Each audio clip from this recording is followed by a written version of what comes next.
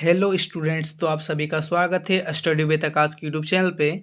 आज हम बात करने वाले हैं क्लास 12th का ज्योग्राफी का पहला बुक का चैप्टर 1, जिसका नाम है मानव भूगोल, प्रकृति एवं उसके उपक्षेत्र। ठीक है, तो जियोग्राफी का मैं पहले आपको इंट्रोडक्शन दे देता हूँ। ठीक है, जियोग्राफी जिसको हिंदी में हम बोलते हैं भूगोल। ओके, तो ज्योग्राफी जो शब्द है वह ग्रीक भाषा का शब्द है। ठीक है, ग्रीक भाषा का शब्द है जियोग्राफी। ओके, दिन ज्योग्राफी जो शब्द है उसको सबसे पहले किसने, ज्योग्राफी शब्द जो है सबसे पहले किसने कहा था? तो ज्योग्राफी का जो शब्द जो लिया था वह सबसे पहले एराटोस्थनीज नामक व्यक्ति ने, विद्वान ने लिया था। ठीक है, एराटोस्थनीज। ठीक है, एराटोस्थनीज नामक विद्वान ने लिया था। ओके, दिन ज्योग्राफी दो शब्दों से मिलकर बना हुआ है। पहला का नाम है जियो। ठीक है, GEO, जियो प्लस ग्राफोज। ठीक है, जियो प्लस ग्राफोज। जियो का अर्थ होता है, ठीक है, जियो का अर्थ होता है पृथ्वी, और ग्राफोस का अर्थ होता है वर्णन करना। इसका शाब्दिक अर्थ यह हुआ कि ज्योग्राफी का अर्थ होता है पृथ्वी का वर्णन करना। ठीक है, देन चैप्टर में क्या क्वेश्चन पूछा गया उसको हम देखते हैं। ठीक है, ये जो वीडियो है वह MCQ पे रिलेटेड है। ठीक है, थोड़ा बहुत एक्सप्लेन कर दूंगा, बट जो आगे जो वीडियो आएगी ज्योग्राफी का वो सब्जेक्टिव में भी ला दूंगा। ठीक है, एग्ज़ाम जब आपका नज़दीक आएगा तब आपका सब्जेक्टिव प्लस ऑब्जेक्टिव दोनों ऐड हो जाएगा। ठीक है, बस ये समझने के लिए आप देख लो। ठीक है, देन पहला क्वेश्चन क्या बोल रहा है वो देखते हैं। मानव भूगोल का जनक किसे कहा जाता है? ठीक है, मानव भूगोल का जनक किसे कहा जाता है? तो मानव भूगोल का जनक हम रेडजेल को बोलते हैं। ठीक है, मानव भूगोल भी आ सकता है, और यहाँ पे आधुनिक, पहला में क्या आधुनिक मानव भूगोल भी हो सकता है और मानव भूगोल भी हो सकता है। ठीक है, तो कंफ्यूज नहीं होना है। तो इसका आंसर हो जाएगा रेडजेल। ठीक है, रेडजेल हो जाएगा। यदि आपको पूछेगा कि भूगोल या फिर ज्योग्राफी का पिता या जनक किसे कहा जाता है, ज्योग्राफी का बात हो रहा है, ठीक है, भूगोल का, तो हिकेटियस हो जाएगा। ठीक है, हिकेटियस। ठीक है, और एक क्वेश्चन है कि हिकेटियस ने एक पुस्तक लिखा था जिसका नाम है जस पीरियड्स। ठीक है, जस पीरियड्स, यह पुस्तक जो लिखी है वह लिखा है हिकेटियस ने। ठीक है, तो आपका नेक्स्ट क्वेश्चन क्या है वो हम देखते हैं। सामाजिक भूगोल का क्षेत्र नहीं है, इनमें से कौन सामाजिक भूगोल का क्षेत्र नहीं है? ठीक है, तो लिंग भूगोल। ठीक है, लिंग में आ जाता है स्त्री पुरुष जो कि समाज से रिलेटेड है। ओके, स्त्री पुरुष जो कि मेल फीमेल जो कि समाज से रिलेटेड है। ठीक है, सांस्कृतिक भूगोल। ठीक है, यदि हर समाज का एक संस्कृति होता है, पहनावा हो जाता है, एक कल्चर होता है, समझ रहे, डांस होता है, वैसे ही संस्कृति भी जो है वह समाज से रिलेटेड होता है। ठीक है, चिकित्सा, चिकित्सा भी जो है, डॉक्टर जो है सेवा करता है, किसका? समाज का सेवा करता है। ठीक है, ये भी समाज से रिलेटेड, बट ये सैन्य भूगोल जो है वह समाज से रिलेटेड नहीं है। तो यहाँ पे पूछा है कौन सामाजिक भूगोल का क्षेत्र नहीं है, तो यहाँ पे ऑप्शन नंबर 3 जो दिया गया वो सैन्य भूगोल, वो नहीं होगा। ओके, द नेक्स्ट क्वेश्चन देखते हैं हम। तीसरा है मानव भूगोल क्रियाशील मानव और अस्थायी पृथ्वी के परिवर्तनशील अध्ययन है, यह किसने कहा? ठीक है, यह जो कथन है, यह कथन कहा था कुमारी शेम्पल ने। ठीक है, मानव भूगोल क्रियाशील मानव अस्थायी पृथ्वी का जो बदलना जो होता है उसका अध्ययन है। ठीक है, तो यह कथन कहा था कुमारी शेम्पल ने। और एक क्वेश्चन आता है कि कुमारी शेम्पल के गुरु या फिर रेडजेल के शिष्य का नाम क्या था? रेडजेल की शिष्या का नाम क्या था? तो रेडजेल की शिष्या का नाम कुमारी शेम्पल था, और कुमारी शेम्पल कहाँ के थे? तो वो अमेरिका के थे। ठीक है, कुमारी जो शेम्पल थी वह अमेरिका की थी। ठीक है, तो नेक्स्ट क्वेश्चन क्या है वो हम देखते हैं। चौथा क्वेश्चन बोल रहा है निम्नलिखित में से कौन विद्वान मानव भूगोल से संबंधित नहीं है? मानव भूगोल। ठीक है, तो मानव भूगोल क्या होता है उसको हम पहले देख लेते हैं। तो मानव भूगोल के अंतर्गत हम मानव जो बनाया है, मानव जैसे बनाया है, क्या बांध बनाया है, ठीक है, देन बांध बनाया, नदी बनाया, पहाड़ को काटा है। ठीक है, ये सब आता है मानव भूगोल के अंतर्गत। और एक भूगोल होता है भौतिक भूगोल जो कि प्रकृति से रिलेटेड होता है। ठीक है, देन यहाँ पे बोला गया है कि मानव भूगोल से कौन संबंधित नहीं है, तो सैंपल है। ठीक है, रेडजेल है क्योंकि उन्हें तो आधुनिक मानव भूगोल का जनक भी कहा जाता है, और हेंडिंगटन भी है, बट ये जो बड़े रसेल दिया गया ये नहीं है। ठीक है, ये नहीं है, ऑप्शन नंबर 3 सही हो जाएगा। ठीक है, यहाँ पे नहीं पूछा गया तो ये नहीं होगा। ओके, देन नेक्स्ट क्वेश्चन देखते हैं हम। आपका पांचवा क्वेश्चन है संभववाद अवधारणा में किस घटक को महत्वपूर्ण माना गया? तो संभववाद क्या होता है उसको हम पहले देख लेते हैं। तो संभववाद, ठीक है, संभववाद का शाब्दिक अर्थ यह होता है कि प्रकृति, प्रकृति का कुछ नियम होता है, ठीक है, प्रकृति का कुछ नियम होता है, तो प्रकृति के नियमों का हम पालन करके उस पर ही हम विजय प्राप्त कर सकते हैं, ठीक है। जैसे पहाड़ों को काट कर रास्ता बनाया गया है, ठीक है, पहाड़ों को काट कर रास्ता बनाया गया है, ठीक है, बांधों को बनाकर पानी को रोका गया है, ठीक है। तो इस पर जो है संभव यानी पूरी संभावना होती है। जैसे ये हो गया, ये भी हो गया, तो संभव हो गया ना, वही बोल रहा है, ठीक है। तो संभववाद अवधारणा में किस घटक को महत्वपूर्ण माना गया है? जो पहाड़ पे जो रास्ता बनाया वो कौन बनाया है?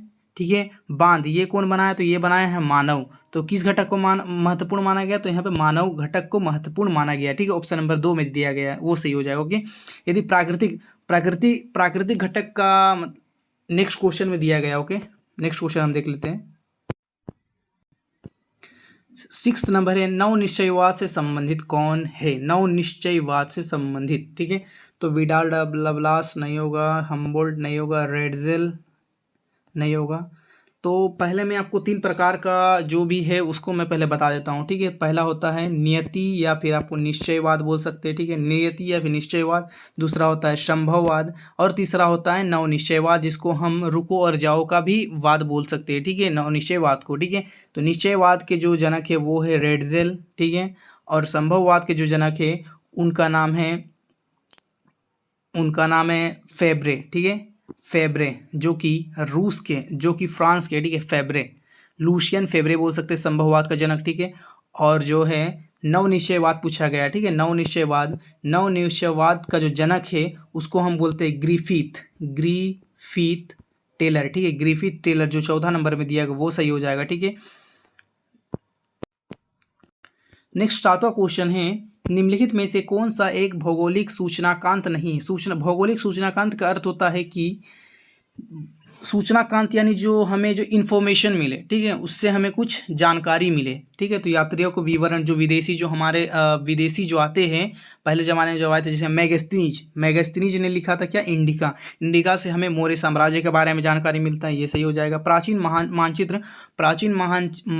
मानचित्र के बारे में, पूरे वर्ल्ड के बारे में जो जानकारी मिलती है, ठीक है। प्राचीन महाकाव्य जैसे महाभारत से भी हमें बहुत कुछ जानकारी मिलती है। लेकिन चंद्रमा से चट्टान के पदार्थ के नमूने, इससे हमें कोई जानकारी नहीं मिलती है। तो यहाँ पे सूचनाकांत नहीं है पूछा गया है, तो ऑप्शन नंबर 3 हो जाएगा, ठीक है।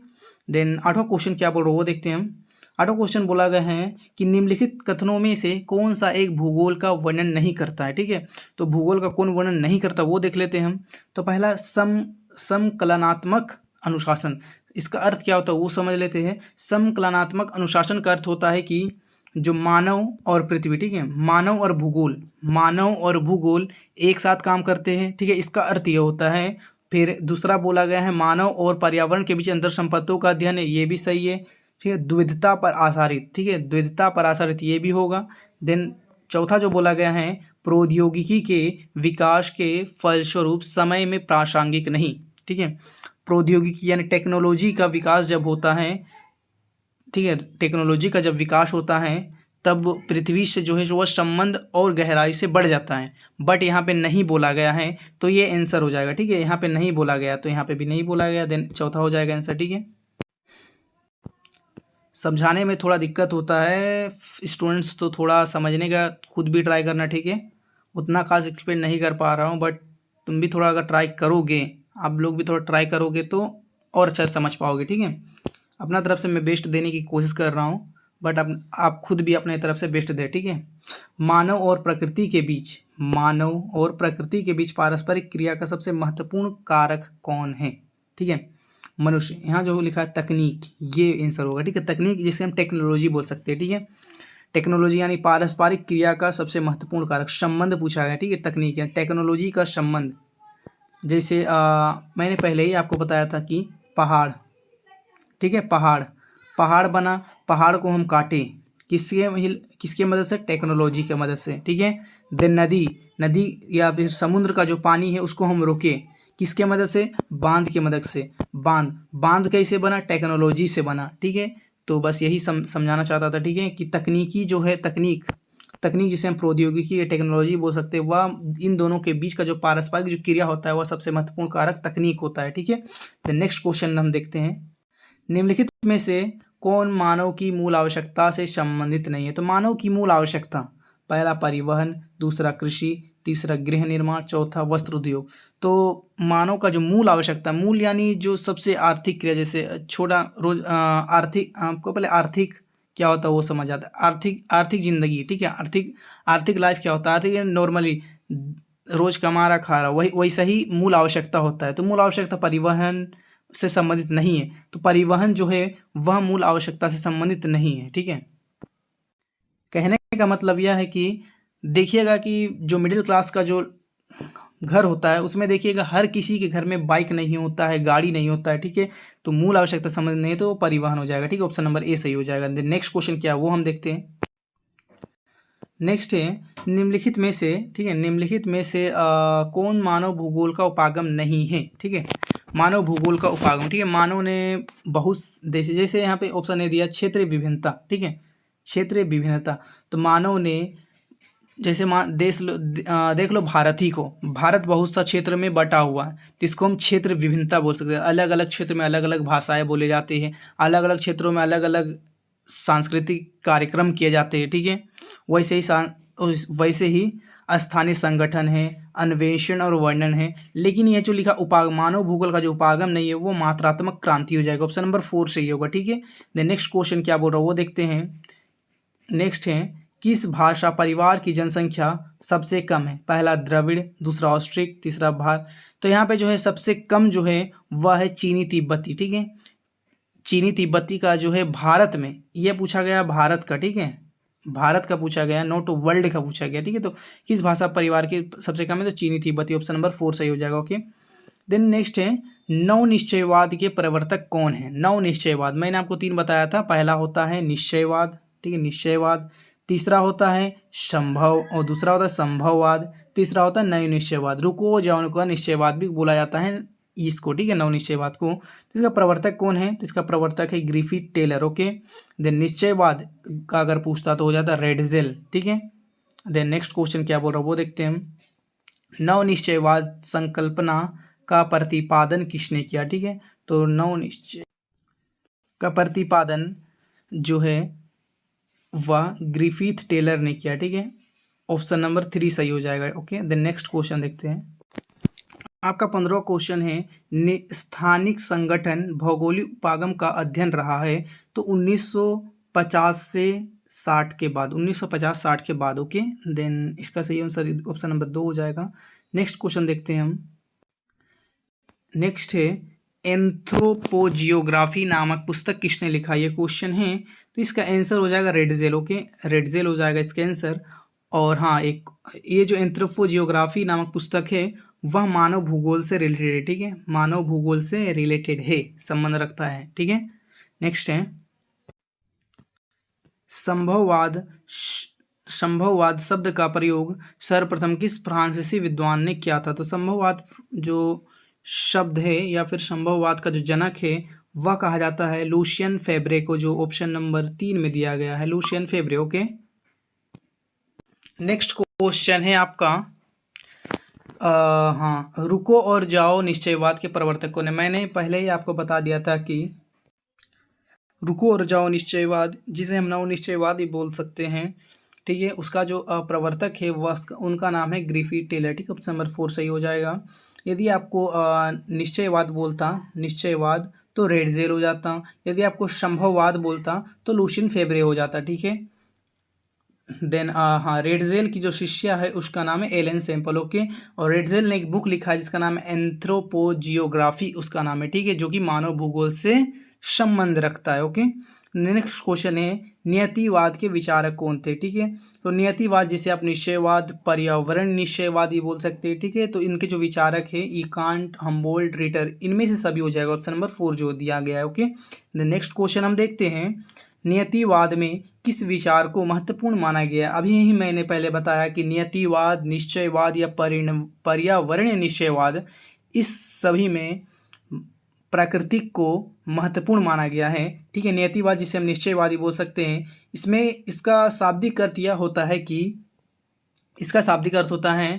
कि मनुष्य कितना भी आगे बढ़ जाए लेकिन उसको प्रकृति के हिसाब से ही चलना है, इसलिए इसमें प्राकृतिक घटक को महत्वपूर्ण माना गया है। ओके, द नेक्स्ट क्वेश्चन देखते हैं।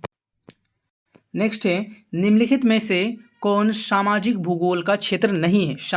समाज से जो रिलेटेड है वो सामाजिक भूगोल है, ठीक है, और जो समाज से रिलेटेड नहीं है वो सामाजिक भूगोल नहीं है। कॉमन वाला क्वेश्चन है। ओके, लिंग भूगोल, लिंग यानी मेल फीमेल, ये समाज से रिलेटेड रखता है। दूसरा है संस्कृति भूगोल, ठीक है, सांस्कृतिक या संस्कृत भूगोल, जो कि वो भी समाज से रिलेटेड रखता है, ठीक है। देन चौथा चिकित्सा भूगोल, ये जो है डॉक्टर जो रहता है वो समाज का सेवा करती है, ये भी समाज से कनेक्ट ही रहता है। ओके, देन से ये भूगोल नहीं होगा, ठीक है। ऑप्शन नंबर 3 में ये पहला भी क्वेश्चन आया हुआ है, ठीक है। द नेक्स्ट क्वेश्चन देखते हैं। जस्ट पीरियड्स नामक पुस्तक के लेखक कौन है? 22वां क्वेश्चन पूछ रहा है, जस्ट पीरियड्स नामक पुस्तक के लेखक कौन है? तो मैंने ही पहले ही आपको ये बता दिया था कि हिकेटियस है, ठीक है। ऑप्शन नंबर 4 में जो दिया गया हिकेटियस। ओके, देन हिकेटियस को भूगोल का जनक भी को बोला जाता है, ठीक है, भूगोल का जनक भी बोला जाता है। और भूगोल या फिर ज्योग्राफी शब्द का जो है सबसे पहले प्रयोग किसने किया था? तो एराटोस्थेनीज ने किया था। मैगस्थनीज एक हिस्ट्री का इतिहासकार या फिर इतिहास का नहीं, इससे हम बोलते हैं विदेशी यात्री था मैगस्थनीज एक पुस्तक लिखा जिसका नाम है इंडिका, ठीक है। ये हिस्ट्री में क्वेश्चन आता है इंडिका, जिससे मौर्य साम्राज्य के बारे में जानकारी मिलती है, ठीक है। नेक्स्ट पूछ रहा है, मानव पर प्रकृति का नियंत्रण से संबंधित। मानव पर प्रकृति का नियंत्रण किस पर? ये मानव है, ठीक है, ये मानव है। देन मानव पर किसका नियंत्रण है? तो प्रकृति का नियंत्रण है, ठीक है, इसका नियंत्रण है इस पे, ठीक है। तो ये जो बोलेगा ये वो करेगा, मीन्स प्रकृति जैसा चाहेगा मनुष्य वैसा ही करेगा, इसका कहने का मतलब वही है, ठीक है। तो प्रकृति, तो यहाँ पे लिखा प्रकृति का मानवीकरण से नहीं, तो मानव का प्रकृतिकरण से है। ये जो ऑप्शन 2 में दिया गया संबंधित कैसे है, तो मानव का प्रकृतिकरण से, यानी मानव वो करेगा जो प्रकृति चाहेगा, ठीक है। कहने का मतलब ये है कि मानव कितना भी आगे बढ़ जाए लेकिन प्रकृति से बड़ा नहीं हो सकता है, यही कहने का मतलब है। ओके, देन नेक्स्ट क्वेश्चन देखते हैं हम। इसमें बोला है प्रकृति पर मानव का नियंत्रण। जैसे पहले ही बोला था कि बांध ने पानी को रोका, पहाड़ों में रास्ता बना दिया। टेक्नोलॉजी के हिसाब से टेक्नोलॉजी किसने बनाया? मनुष्य ने बनाया। तो मानव का जो प्रकृतिकरण नहीं, यहाँ प्रकृति का मानवीकरण हो गया है। मीन्स प्रकृति को जो है मानव अपने हिसाब से इस्तेमाल कर रहा है, ठीक है, तो प्रकृति का मानवीकरण हो गया। ओके, द नेक्स्ट क्वेश्चन क्या है वो हम देखते हैं। इतना तो आपने समझ ही लिया होगा। स्टूडेंट्स, यदि आपको इसका पीडीएफ चाहिए तो कमेंट करें, ठीक है, कि पीडीएफ चाहिए, देन मैं आपको प्रोवाइड करवा दूंगा कैसे भी करके, ठीक है। मैं आपको कुछ बताऊंगा, देन आप उस पर मैसेज करना, डीएम कर देना, देन आप ले लेना, कमेंट कर देना अगर पीडीएफ चाहिए तो। ओके, द नेक्स्ट क्वेश्चन क्या है वो हम देखते हैं। निम्न में से कौन मानव भूगोल से संबंधित नहीं है? ठीक है, मानव भूगोल, ठीक है, मानव भूगोल 2 प्रकार का होता है, एक होता है मानव भूगोल, एक होता है भौतिक भूगोल। भौतिक भूगोल में होता है प्राकृतिक चीज, और मानव भूगोल में होता है जिसने मानव से रिलेटेड, जैसे प्रत्यक्षवाद, संभववाद, मानववाद, ये मानव से रिलेटेड है। लेकिन जो समुद्री विज्ञान है यह प्रकृति से रिलेटेड है, और प्रकृति आता है भौतिक भूगोल के अंतर्गत। तो यहाँ पे पूछा गया है कि मानव भूगोल से संबंध नहीं है तो समुद्री विज्ञान हो जाएगा, ऑप्शन नंबर 3 में दिया गया है। द नेक्स्ट क्वेश्चन क्या बोल रहा है वो देखते हैं हम। ज्योग्राफी शब्द की उत्पत्ति हुई है, तो ज्योग्राफी जो शब्द है वह एक ग्रीक भाषा का शब्द है, ठीक है, जिसका अर्थ होता है पृथ्वी का वर्णन करना, और ज्योग्राफी जो शब्द है वह सबसे पहले एराटोस्थेनीज नामक विद्वान ने कहा था, ठीक है, मैंने ही आपको पहले ही बता दिया। तो ऑप्शन नंबर ए सही हो जाएगा 1 में, ठीक है।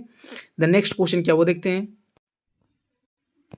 नेक्स्ट बोल रहा है भू आकृति, प्राकृतिक वनस्पति, जलवायु और मृदा आदि का अध्ययन करते हैं। ये सब जो भू आकृति, प्राकृतिक वनस्पति, जलवायु, मृदा, ये सब आते हैं प्रकृति के अंतर्गत। किसके अंतर्गत? प्रकृति के अंतर्गत। प्रकृति किसके अंतर्गत आता है? भौतिक भूगोल के अंतर्गत। भौतिक भूगोल के अंतर्गत। तो यहाँ पे बोला गया है कि इस पर अध्ययन जो करते हैं, ये सब का जो अध्ययन करते हैं वो किस पे करते हैं? तो हम भौतिक भूगोल पे करते हैं, ठीक है। तो पहले बोल दिया मैंने, ऑप्शन नंबर ए सही हो जाएगा। देन एंथ्रोपोजियोग्राफी संबंधित है।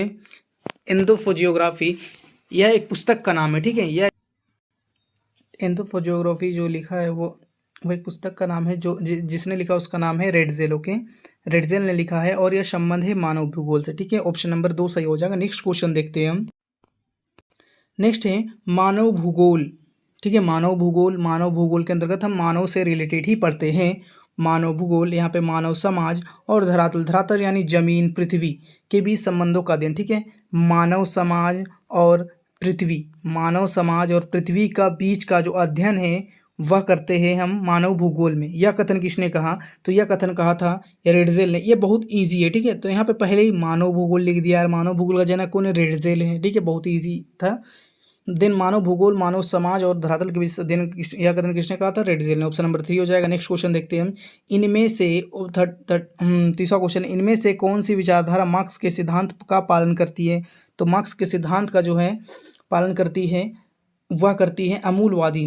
दूसरा नंबर में जो दिया अमूलवादी। अमूलवादी का शाब्दिक अर्थ क्या होता है वो हम जान लेते हैं। अमूलवादी का शाब्दिक अर्थ यह होता है कि सबको, जितने भी लोग होते हैं समाज में, बहुत से लोग होते हैं। ठीक है, समाज में बहुत से लोग होते हैं, लेकिन सबको एक ही नज़रिए से देखना, किसी के साथ कोई भेदभाव नहीं करना। ठीक है, अमूलवादी का अर्थ होता है। ओके, नेक्स्ट क्वेश्चन देखना। फेडरिक रेडजेल की शिष्या का नाम बताया। तो मैंने आपको पहले ही बता दिया था कि फेडरिक रेडजेल की शिष्या का नाम कुमारी सेम्पल है। तो ऑप्शंस में कहाँ लिखा है? ये ऑप्शन नंबर ए जो हो वो सही हो जाएगा। ठीक है, नेक्स्ट क्वेश्चन देखते हैं हम।